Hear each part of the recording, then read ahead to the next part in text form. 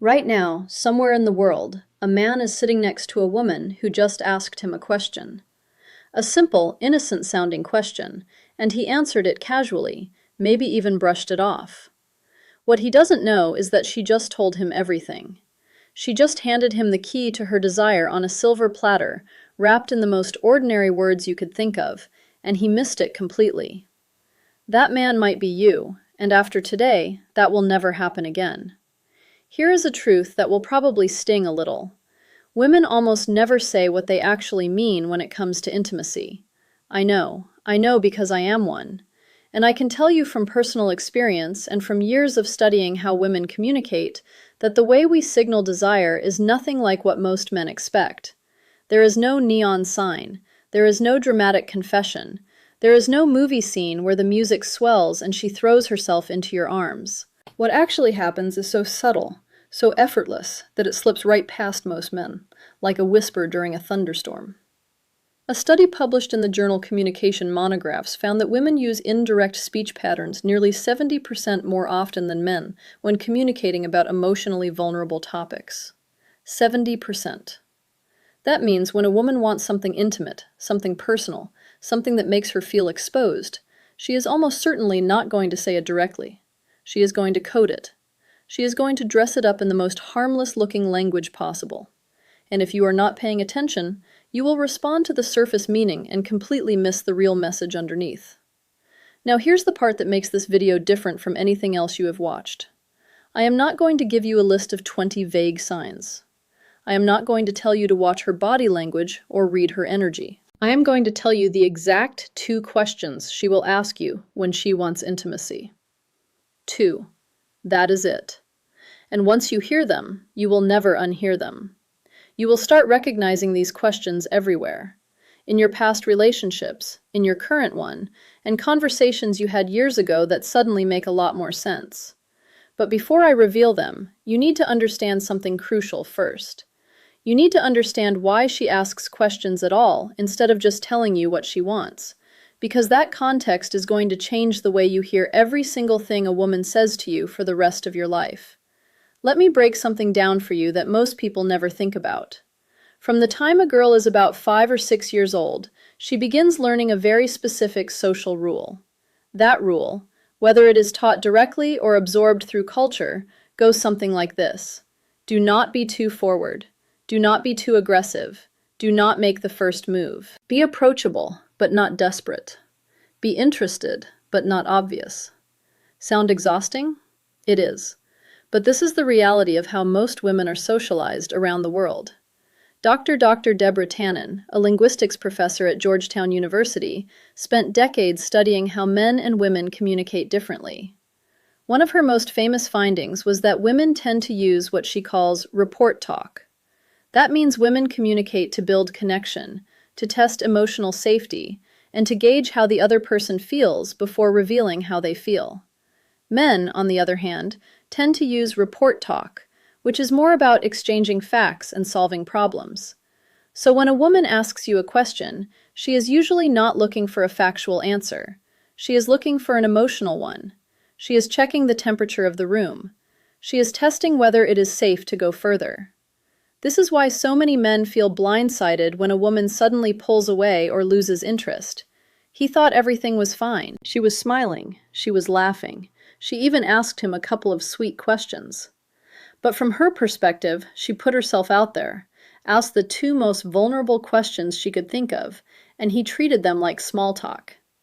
He gave her a one-word answer and went back to scrolling his phone. And in that moment, without saying another word, she closed the door. Now that you understand the framework, the operating system behind how she communicates, it is time to talk about the first question.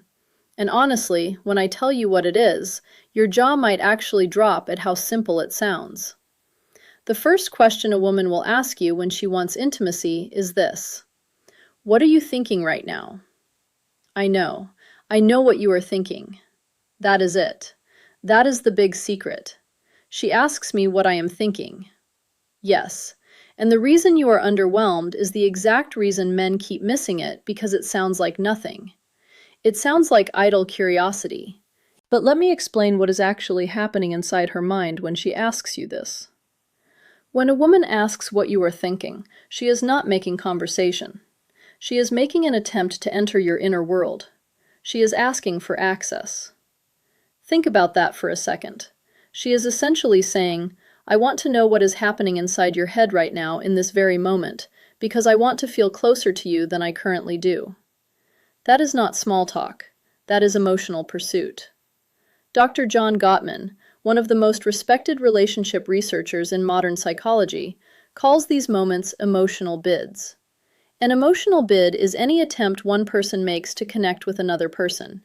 It could be a touch, a look, a comment, or yes, a question. Gottman's research at the University of Washington found that couples who recognized and responded to each other's emotional bids stayed together at a rate of 86%. Couples who missed or dismissed those bids, they broke up at a rate of 69%. 86 versus 69. That gap is not small. That gap is the difference between a relationship that lasts and one that quietly dies in a living room while both people wonder what went wrong. So when she asks you, what are you thinking right now? She is making a bid. She is reaching for you. And how you respond determines everything that happens next.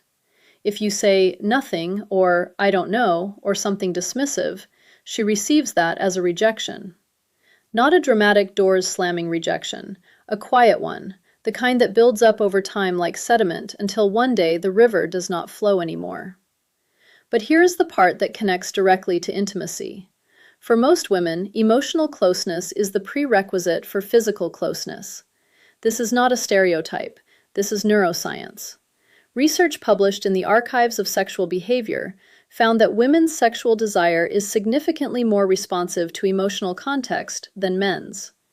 Meaning, a woman's body does not just respond to physical attraction, it responds to emotional safety, to feeling seen, to feeling valued, to feeling like her inner world matters to the person she is with. And when she asks what you are thinking, she is checking all of those boxes at once.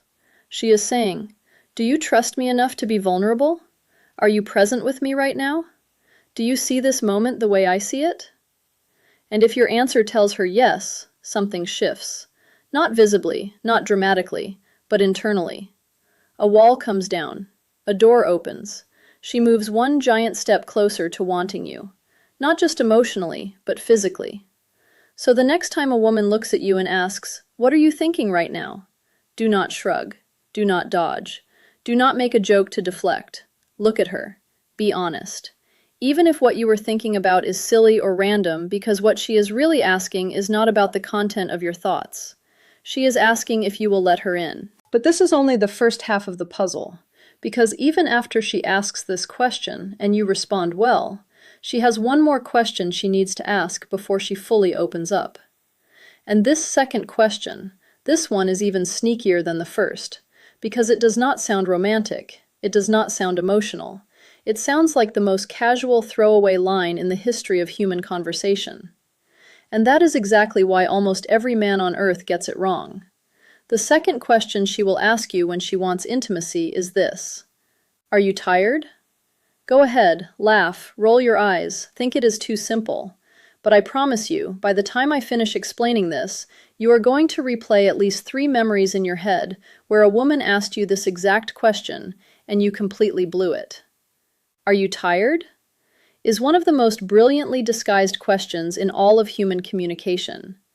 On the surface, it sounds like concern. It sounds like she is being thoughtful, checking in on you, making sure you are okay. And sure, sometimes that is all it is. But in certain moments, in certain contexts, especially late at night, after a date, after a long conversation, after a moment of closeness, this question is not about sleep. It is about permission. What she is really asking is, are you available? Do you have energy for me tonight? Are you going to roll over and go to sleep, or something else going to happen? And she phrases it this way for a reason. She phrases it as a yes or no question about fatigue because it gives her plausible deniability. If you say, yeah, I am exhausted, she can nod and say, okay, good night, and no one gets embarrassed, no one gets rejected. The moment passes without any awkwardness. But if you say, "No, I am not tired at all," she now has the green light to take the next step, to move closer, to touch your arm, to suggest something, to create the kind of moment she has been building toward all evening. This is the brilliance of female communication, and honestly, men should be taking notes. She manages to ask one of the most loaded questions possible while leaving herself a perfectly safe exit. That is emotional intelligence operating at a very high level. Let me give you a scenario to make this crystal clear. You have been on a great date. Dinner conversation, laughter. You walk her to her door, or you are sitting on the couch at one of your places. The energy has been building all night. She has been leaning into you, making eye contact, finding reasons to touch your hand, and then, in a quiet voice, she asks, "Are you tired?" If you say, "Yeah, kind of," she will smile and say, "Okay, well, I had a great night." And she will mean it, but she will also be disappointed in a way she will never tell you about because she gave you the signal. She opened the window and you closed it without even knowing it was open. Now compare that to this response. She asks, "Are you tired?" And you look at her with a slight smile and say, "Not even a little." Something changes in her eyes. You might not even notice it consciously, but she just received confirmation that the next chapter of the evening is possible. You did not pressure her. You did not make a move she was not ready for. You simply told her that you are present, you are available, and the night does not have to end yet. And for a woman, that answer is everything. A survey conducted by the Kinsey Institute found that for women in romantic relationships, the most commonly reported barrier to intimacy was not lack of attraction. It was feeling disconnected or sensing that their partner was emotionally or physically unavailable. Let that land for a second. She is not avoiding intimacy because she does not want you. She is avoiding it because she is not sure you want her in that moment. And "are you tired" is her way of finding out without putting herself at risk. This is also why the timing of this question matters so much. She will almost never ask it in the middle of the afternoon while you are doing dishes. She asks it at night. She asks it when the two of you are alone. She asks it during a moment that already feels charged. If you start paying attention to when she drops this question, you will begin to see the pattern. It always comes right before a window of opportunity, right before the moment where the night could go one of two ways. Now here is the part that makes this knowledge truly urgent. When a woman asks both of these questions and you miss them, something happens that is very difficult to reverse. She does not get angry. She does not argue. She does not give you a lecture about emotional availability. She simply files that information away. She categorizes you. And the category she puts you in is not cruel or unfair. It is protective. She labels you as someone who is not tuned into her, someone who is not paying attention. And once that label is applied, she starts to close off slowly, gradually, in ways you will not even notice, until one day she seems distant, and you have no idea why. Dr. Sue Johnson, the creator of emotionally focused therapy, has written extensively about this pattern. She calls it the protest withdrawal cycle. One partner reaches out emotionally, the other partner does not respond. And over time, the reaching partner stops reaching, not because they stopped caring, because they got tired of being missed. And for women, these two questions, "What are you thinking?" and "Are you tired?" are often the last emotional bids they make before they begin to withdraw. They are the final test, the last checkpoint before she decides whether this person is safe enough to be intimate with. So, if you have ever been in a situation where everything seemed fine, and then suddenly she was cold or distant, go back in your memory. Think about the conversations you had in the days before the shift. I am willing to bet she asked you one or both of these questions. And I am willing to bet your response was something forgettable. So, now that you know the questions, the obvious next step is knowing how to respond when you hear them. And honestly, the answer is simpler than you think. When she asks, "What are you thinking right now?"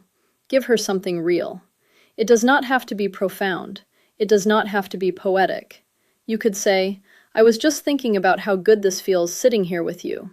Or, "Honestly, I was thinking about something random, but now I am thinking about you." What matters is not the content. What matters is that you showed up. You gave her something instead of nothing. You opened the door she was knocking on. When she asks, "Are you tired?" and you sense that the moment is right, say no. Say it with warmth. Say it like you mean it. You do not need a smooth line. You do not need a movie-quality response. You just need to communicate one thing. I am here. I am present. And I am not going anywhere tonight unless you want me to. That is it. That is the whole formula. Be present when she asks the first question. Be available when she asks the second. Those two responses given at the right moments will do more for your connection with her than any grand romantic gesture ever could. Here's something I want to leave you with. Women are not mysterious. We are not impossible to read. We are not playing games or speaking in riddles for fun.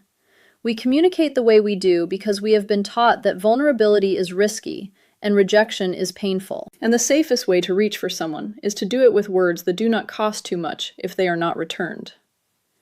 These two questions, what are you thinking right now, and are you tired, are not random. They are calculated. They are intentional. They are the result of a woman deciding that she trusts you enough to let you in. But she needs to know if you are ready before she takes that final step.